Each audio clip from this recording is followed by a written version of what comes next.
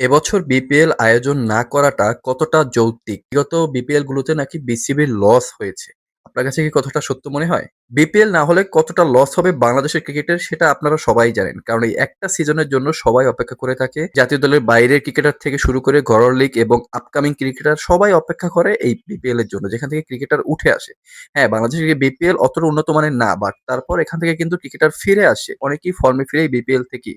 একটা উৎসবের মতো হয়ে যায়। মুশফিকুর রহিম অনেক আগে একটা সাক্ষাৎকারে বলেছিলেন, "বিপিএল না হলে আমাদের সংসার চালাতে কষ্ট হয়ে যাবে।" মূলত তিনি ঘরোয়া লিগের ক্রিকেটারদের উদ্দেশ্যে এই কথাটা বলেছিলেন। বিপিএল হলে অনেক ক্রিকেটারই আর্থিকভাবে লাভবান হয়। সেই বিপিএল বিসিবির এমন কি সমস্যা হয়েছে যে এবার তিনি আয়োজনই করতে পারছেন না। শর্ট টাইমে তিনি ৪টা ৫টা দল দিতে পারেন, কিন্তু সেটা ভালো হবে না। কেন? আপনি এতদিন ধরে কি করেছেন? Fortune Barishal, Rangpur riders, Sylhet strikers, Chattogram ৩টা ৪টা দল তো একেবারে প্রফেশনাল দলই ছিল। আর ২-১টা দল আপনি খুঁজে বের করতে পারতেন না? আসল সমস্যাটা কোথায়? আসলেই কি বিপিএল থেকে বাংলাদেশ ক্রিকেট বোর্ডের লস হয়েছে এতদিন? নাকি এর পিছনে অন্য কোনো কাহিনী রয়েছে? বিপিএল নিয়ে, বিপিএল না হওয়া নিয়ে আপনাদের কোনো মতামত থাকলে কমেন্টে জানাতে পারেন।